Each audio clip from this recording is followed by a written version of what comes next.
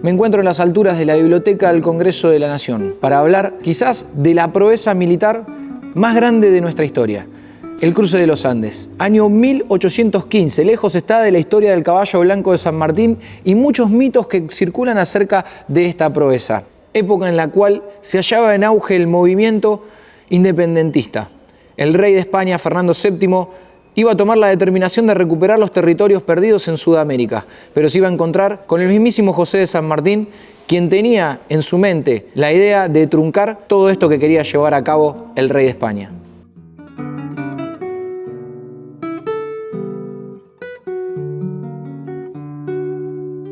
El general José de San Martín iba a comprender dos cosas fundamentales acerca de esta campaña. Primero, la dificultad de tener que pelear en la altura, allá en Perú. Y segundo, el hecho de tener que tomar Lima como final de esta campaña independizadora.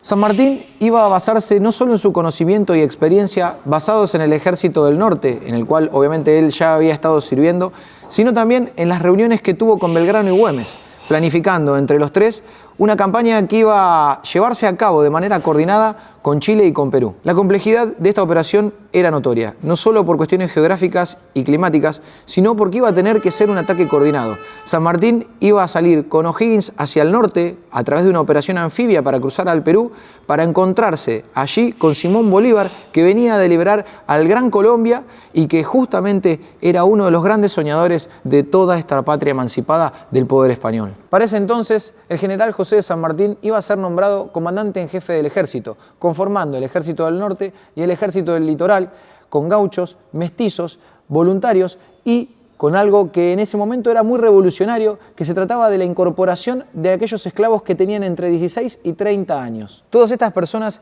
iban a recibir instrucción militar en el campo de Plumerillo. Esto conllevó un gran sacrificio del pueblo mendocino, porque recuerden que no estaba tan dotado de insumos ni tampoco de bienes el ejército del general José de San Martín.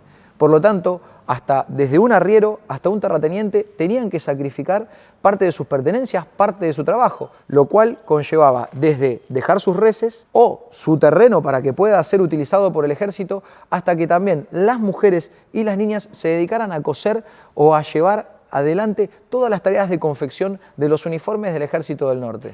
La logística de esta proeza iba a ser del todo compleja. Alrededor de 6 columnas en total de todo el Ejército del Norte iba a tener que cruzar la cordillera de los Andes a Chile por 6 frentes diferentes y llegar de manera coordinada. Por lo tanto, tenían que llegar en tiempo y en espacio. La dificultad no era solamente esta distancia que tenían que recorrer. Pensemos que estaban a 3.000 metros de altura y los climas en el día eran de 30 grados. Pero ¿qué pasa? Durante la noche podían bajar hasta incluso menos 20 grados centígrados. Justamente toda la cuestión climática y geográfica iba a generar en todos aquellos que componían el ejército problemas desde respiratorios, dolores de cabeza, gripe, fiebre, vómitos y, como ya se sabía, e incluso en el mismísimo general José de San Martín, que tenía problemas respiratorios, iban a ser problemas que iban a atravesar la misión desde su comienzo hasta su final.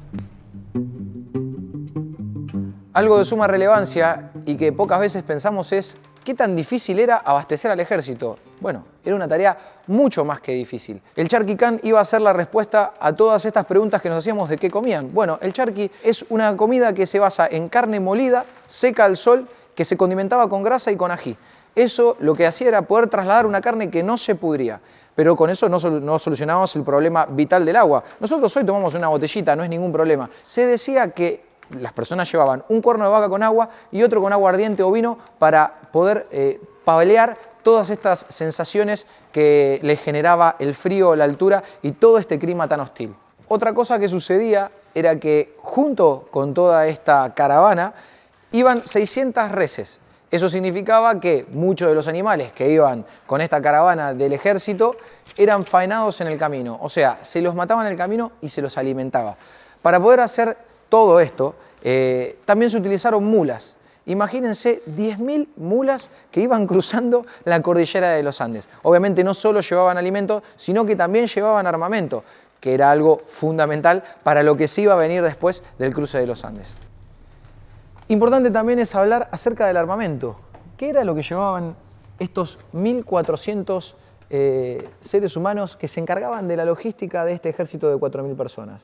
Bueno, en esas tareas de transporte estaban llevando 900.000 balas de fusil, 2.000 balas de cañón, 2.000 balas de metralla y 600 granadas. Obviamente, San Martín también comprendía una cosa, y era que el ejército no iba a poder ser abastecido todo el tiempo por el gobierno central de Buenos Aires. Entonces tenía que resolver una cuestión de fabricación militar. Le encomendó al sacerdote Fray Luis Beltrán que se encargara de la fabricación tanto de armas, cañones y municiones, el cual decidió también solicitar ayuda a los pobladores de esta ciudad que estaba cerca de Mendoza, más que ciudad, un pueblito que era Plumerillos. El 5 de enero de 1817 comienzan los preparativos y las ceremonias para el inicio de esta campaña de los Andes. Se elige como patrona a la Virgen del Carmen de Cuyo y se iza la bandera que era en ese momento una franja azul y con una blanca, que es la que se va a utilizar durante toda la campaña de los Andes. El 9 de enero comienzan los movimientos de las tropas, la columna principal a cargo de Soler en la vanguardia,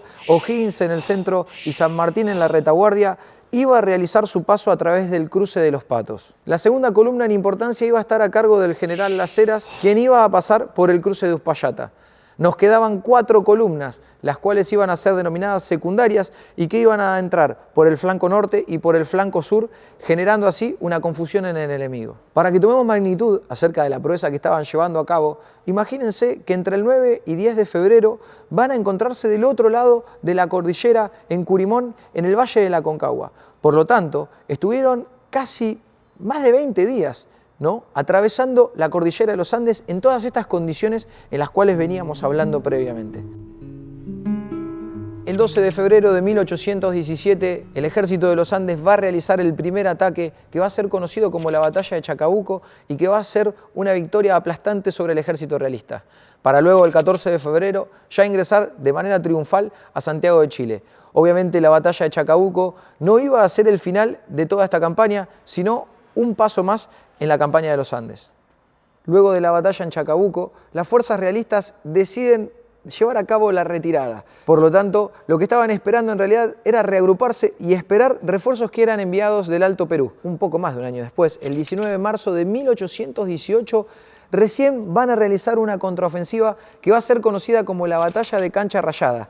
Ahí iba a implicar una derrota al ejército de San Martín, pero todavía no estaba echado el destino del ejército argentino. Como dice la frase, la tercera es la vencida, y 17 días después el ejército del general José de San Martín va a derrotar de manera definitiva al ejército realista en la batalla de Maipú. Esto iba a significar la liberación de toda la República de Chile.